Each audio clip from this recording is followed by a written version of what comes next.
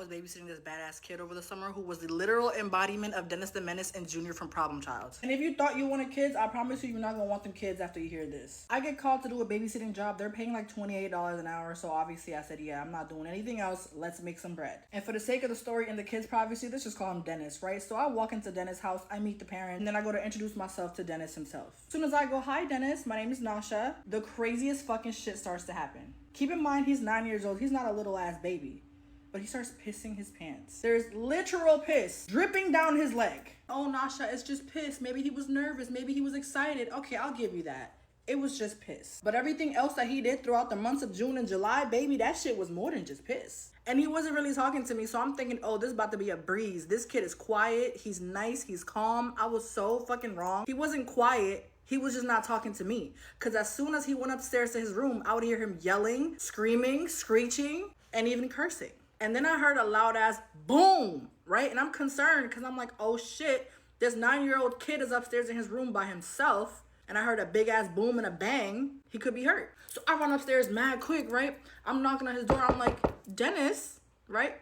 Open the door. Y'all, Dennis was not in his room. I promise y'all, I looked in his closet. I looked under the bed. Dennis was not in his room. So where the fuck did this loud boom and bang come from? I slightly opened the door to his parents' room. It doesn't look like he's in there. I slightly opened the door to the bathroom. He's not in there. Where the fuck was Dennis? Baby, Dennis opened the window to his room from his second story room and jumped from the window in his room to the backyard. When I tell you my life flashed before my eyes, my life flashed before my eyes, because if this kid was hurt or dead, it's my ass. And here's the thing, his parents told me he could be alone in his room as long as the door was open. I just never realized that he ended up closing the door, opening up the window, and fucking jumping from it. So I'm running back downstairs. I'm opening the door to the back. I'm like, yo, Dennis, what the hell is wrong with you? Like, are you okay? Y'all, this kid is on the floor.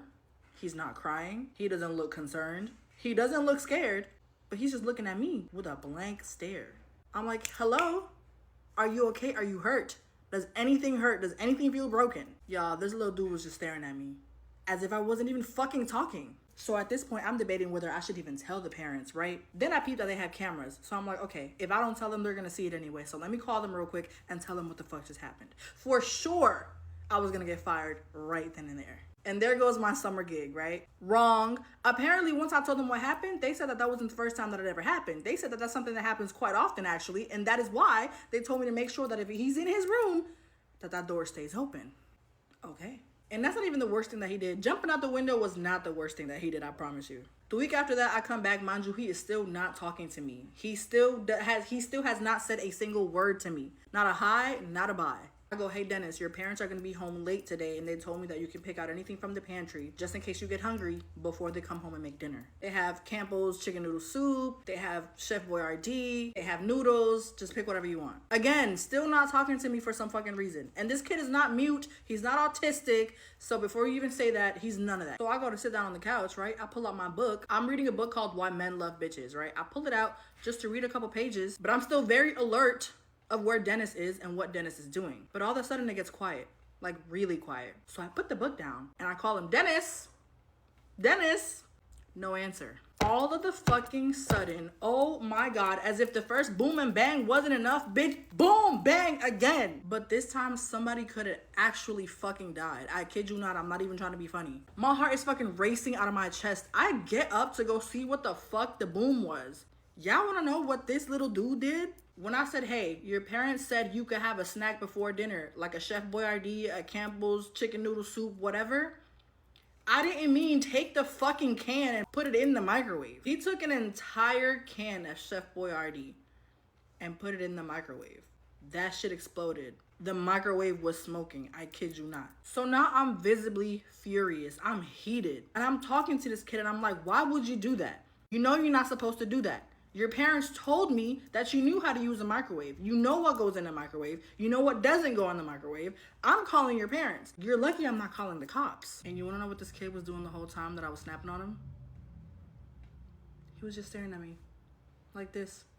As if I didn't even fucking exist. Now I'm scared to contact his parents a second time because they must think I'm just incompetent or I wasn't paying attention to their son. I promise you all I did was pull out a book and start reading a couple pages. But before I called his parents, I'll call my homegirl Keisha because my girl Keisha got like 5 kids and they all bad as fuck. So if I was gonna get some advice from somebody, it was gonna be somebody who knew what the fuck I was going through. I said, Keisha, this boy is driving me insane. I've only been here 2 weeks and he already almost died twice. I feel like I shouldn't let him out of my sight, but what kind of person would I be if I keep a kid tied to me for 8 to 9 hours a day? But I'm so fucking glad I called my girl Keisha because after she told me to whoop his ass and I said, no, I can't do that legally, she gave me some actual, like, really good advice. Because, y'all, I was starting to lose my mind. She said, Nasha, sometimes when kids act up, it's because they need or want something that they're just not getting. You have to sit down with him and ask him what is it that he needs or he wants. You gotta understand that kids are just little adults. They don't know how to regulate their emotions yet. You gotta work them through that. I go, Keisha, that's exactly the problem. He won't talk to me, like, at all. We'll go 8 or 9 hours in this house and he won't say a fuck thing to me. And then I remembered one of Keisha's kids used to be the same way. He would not speak. He would not say anything to anyone. So I asked her, what is it that you did with your kid? Because he's talkative as fuck right now. So much so that we call him Parrot. Like, his nickname is Parrot. And y'all, I'm so glad that I called my girl Keisha because she may be a little rough around the edges, but when it comes to parenting, them badass kids, she's a trooper. And it wasn't therapy. It wasn't whooping their ass every day. It was none of that shit. She was like, oh girl, I got you. Boom. She sent me a link to my phone. It takes me to the app store. It's an app. She was like, now hear me out. Trust me, it's gonna work with Dennis. If he has a phone or an iPad, download this app to his phone or his iPad and have him sit the fuck down and do the app. Not only will you get a couple minutes of peace knowing that he's sitting the fuck down, but this shit is going to stimulate his brain. I'm like, okay, because at this point, I'll give anything a try. Because he almost killed himself and then he almost killed me, bitch. I had no idea what the fuck this app that Keisha told me to download was. All I know is that I needed something, right? I needed something for him to just calm down. But unfortunately, Dennis' parents were very old school. He does not have a phone and he does not have a tablet at 9 years old, which is cool. I like that. So I had to end up pulling out my iPad and giving it to him, right? Hoping and praying that he wouldn't fucking destroy it. I said, hey, Dennis, I got a game for you to play. Here you go, right? Now, was I wrong for introducing him to technology, even though his parents clearly didn't want him on technology? Yes, maybe. But if this thing was going to help, I don't care. I'll get grilled by his parents later. Y'all, when I tell you, when I introduced him to technology, this dude was sitting down for 5-6 hours on my iPad doing the app, playing that game that Keisha sent me. By the time I went to take the iPad away from him because his parents were almost home, he literally started crying. I said, fuck, I created a monster. So that's when I go, Dennis, I promise I'll bring you the iPad again tomorrow if you promise not to tell your parents that you're on the iPad. And for the first time ever, he looked at me and said his first words to me, which was just, okay. I said, okay, I'll bring it back tomorrow, but you have to promise not to tell your parents that you're on the iPad. He said, okay.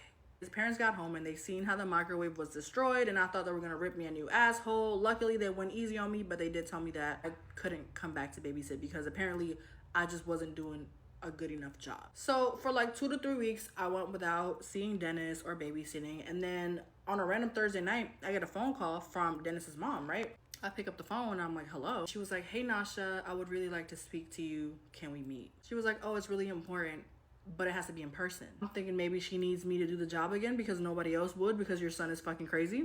So I'm like, okay, sure, let's meet at Eliano's, whatever. Y'all, we meet at Eliano's and she did not come there to beg me to take the job back. In fact, she came there to tell me that she found out that I was letting Dennis use my iPad to play a game. So now I seem like more of an asshole because I let your son do something that you're clearly against. But instead of ripping me a new asshole, she actually said thank you.